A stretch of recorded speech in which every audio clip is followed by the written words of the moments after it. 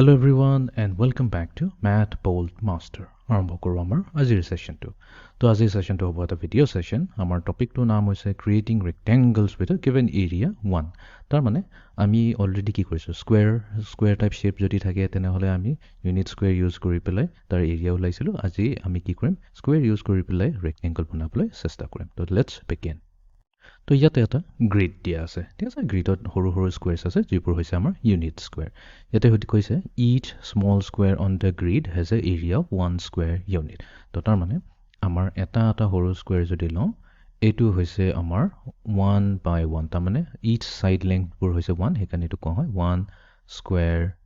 unit ঠিক আছে এখিনি লকে এটো ক্লিয়াৰ আছে এখিনি আমি অলৰেডি ইয়াৰ ওপৰত বহুতখিনি প্ৰেক্টিস প্ৰবলেমো কৰিছো ইয়াৰ ওপৰত ডিটেইলছত আমি কথা পাতিলো আমাক কৈছে এতিয়া draw a rectangle with an area of 10 square units তো আমাক কৈছে এটা rectangle বনাব দিছে যাৰ এৰিয়া হৈছে 10 square units Each small square on the grid has an area of 1 square unit. So each of these small squares is 1 square unit. This square is 1 square unit, and this square is 1 square unit, and so on. And now we're asked to draw a rectangle with an area of 10 square units. Well, this word area here is talking about how much space our shape covers. So our shape in this case is a rectangle, so we're being asked to draw a rectangle that covers 10 square units. তো তাৰ মানে area যেটো উলাব দিছে ইয়াৰ simple মিনিংটো এটোই হয় আমাক এনেকা এটা rectangle বনাব লাগিব যোনটো এৰিয়া যোনটো মানে কিমান এৰিয়া কভাৰ কৰি আছে কিমান স্পেস লৈ আছে হেই স্পেসটো হ'ব 10 স্কয়াৰ ইউনিটস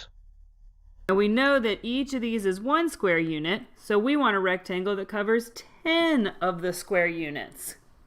তো যেহেতু আমাক 10 স্কয়াৰ ইউনিটস কৈছে এটা স্কয়াৰ যদি আমাৰ 1 স্কয়াৰ ইউনিট হয় তেনেহলে আমি কেটা লব লাগিব টোটাল 10টা ইউনিট স্কয়াৰস লব লাগিব 10 ইউনিট স্কয়াৰস যদি লৈ লওঁ তেতিয়া তাৰ এৰিয়া আহিব 10 স্কয়াৰ ইউনিটস ঠিক আছে বাট ইয়াতে আমি কেয়াৰফুল থাকিব লাগিব আমাক কিন্তু ইয়াতে ৰেক্টেংগল বনাব দিছে বিকজ আমি অকল 10টা স্কয়াৰ ললেই নহব আমি এনেকাকৈ স্কয়াৰবোৰ লব লাগিব আৰু এনেকাটা এৰিয়া বনাব লাগিব such that এটো দেখাত একদম ৰেক্টেংগুলাৰ নিচিনা হয় We could try just drawing a rectangle right across this top row until we get 10 square units.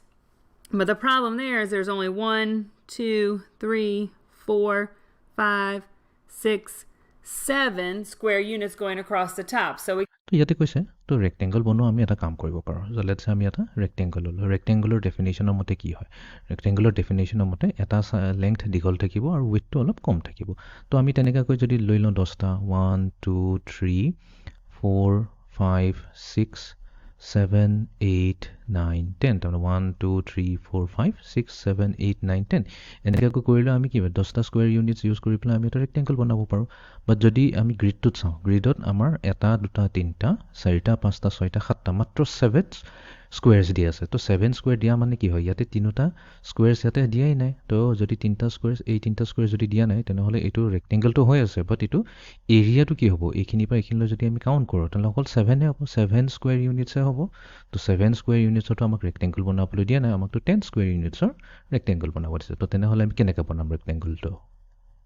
We can't just do one long row of 10 square units.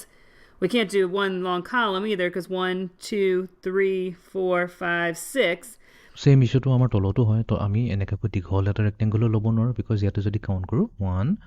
2 3 4 5 6 ছটা rectangle আছে তো তাৰ মানে এইটো যদি আমি এনেকা ৰেক্টেংগল বনাও ছটা তো ইয়াতো 6 স্কয়াৰ ইউনিটস হৈ গল মানে 6 স্কয়াৰ ইউনিটসৰ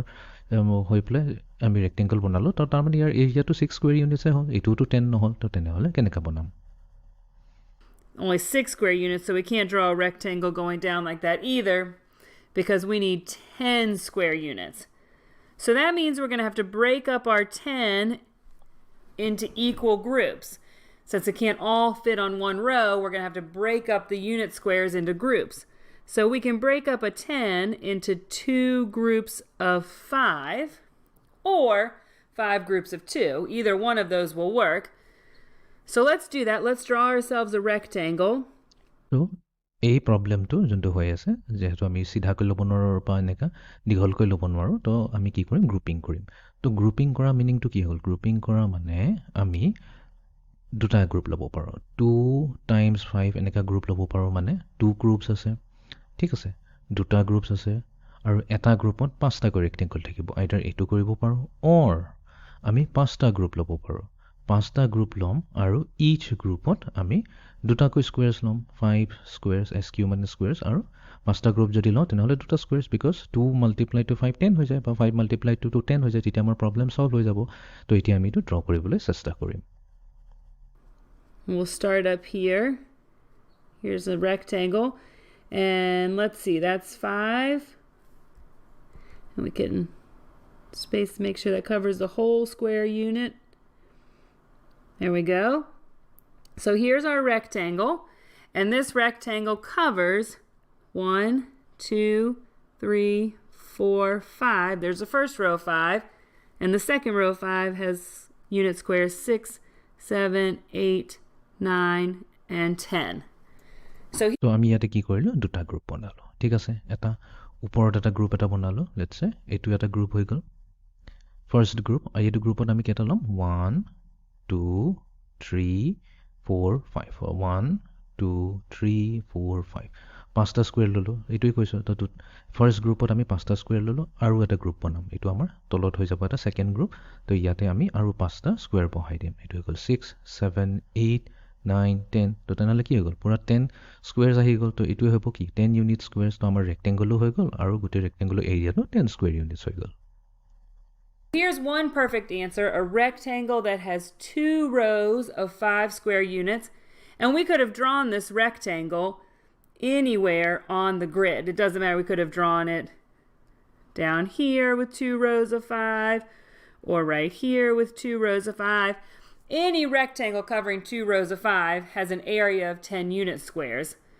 তো ইয়াতে এইটোৱে ক'ব বিচাৰিছে যে আমাৰ ৰেক্টেংগল যেনেকৈ এইটো প্ৰথম স্কুৱেৰৰ পৰা আৰম্ভ কৰিছে ৰাইট প্ৰথম স্কুৱেৰৰ পৰা আৰম্ভ কৰি পেলাই এটা 2/5 গ্ৰুপৰ এনেকৈ আমি বনালোঁ এটা ৰেক্টেংগল বাট নট নেচেচাৰী আমি যে ইয়াৰ পৰা আৰম্ভ কৰিম আমি ক'ৰবাত এইখিনিতো ল'ব পাৰিলোঁহেঁতেন ৰেক্টেংগলটো ঠিক আছে এইখিনিতো ক'ৰবাত ল'ব পাৰিলোঁহেঁতেন জাষ্ট আমি এইটোৱে ধ্যান ৰাখিব লাগিব যে দুটা গ্ৰুপ হ'ব আৰু এটা গ্ৰুপত আমাৰ 5টাকৈ স্কুৱেৰছ থাকিব Similarly, any rectangle covering 5 rows of 2, let's look and see if we can try to show that. Here we go. Here's a rectangle. And this one will cover 1, 2. So we have rows of 2, and there's 5 rows. So 1, 2, 3, 4, 5, 6, 7, 8, 9, 10. So again, this rectangle covers 10 square units. So any rectangle that you can draw on the grid that either covers 2 rows of 5 square units or 5 rows of 2 square units is a rectangle with an area of 10 square units. I hope it clear হৈ গ'ল আমি এইটো যদি লওঁ 5টা group লওঁ তেনেহ'লে কি হ'ব প্ৰথম গ্ৰুপটো লৈছোঁ এইটো হৈ গ'ল আমাৰ ফাৰ্ষ্ট গ্ৰুপত আমাৰ দুটা স্কুৱেৰ আহি গ'ল স্কুৱেৰ নম্বৰ 1 আৰু স্কুৱেৰ নম্বৰ 2 দেন আমি তলত আৰু এটা গ্ৰুপ ল'ম এই গ্ৰুপতো আমাৰ দুটা স্কুৱেৰছ থাকিব 3 নম্বৰ আৰু 4 নম্বৰ স্কুৱেৰটো দেন আমি থাৰ্ড গ্ৰুপ এটা বনাম থাৰ্ড গ্ৰুপত আমাৰ 5 নম্বৰ আৰু 6 নম্বৰ স্কুৱেৰটো থাকিব দেন আমি 4th নম্বৰ গ্ৰুপটো বনাম তাতে 7 আৰু 8 7 নম্বৰ আৰু 8 নম্বৰ স্কুৱেৰটো থাকিব আৰু ফাইনেলি আৰু এটা গ্ৰুপ ল'ম 5th গ্ৰুপটো ল'ম য'ত 9th আৰু 10th স্কুৱেৰছটো থাকিব তো এইটো হৈ গ'ল এটা ৰেক্টেংগল এতিয়া যদি চাওঁ এই গোটেইটো হৈ গ'ল এটা ৰেক্টেংগল আৰু এই ৰেক্টেংগলটোৰ এৰিয়া হৈ যাব 10 স্কুৱেৰ ইউনিটছ আৰু এই ৰেক্টেংগলটো যেনেকৈ আমি এই গ্ৰিডত আমি য'তে ত'তে আঁকিব পাৰোঁ এজ লং এজ ক্ৰাইটেৰিয়ানটো ফুলফিল হৈছে এই ভিতৰত এই বাউণ্ডাৰীৰ ভিতৰত পেৰিমিটাৰৰ ভিতৰত আমাৰ 10টা সৰু সৰু স্কুৱেৰ যেন থাকে তো এইটোৱে আছিলে আমাৰ আজিৰ ছেশ্যনটো so' see you in the next session thank U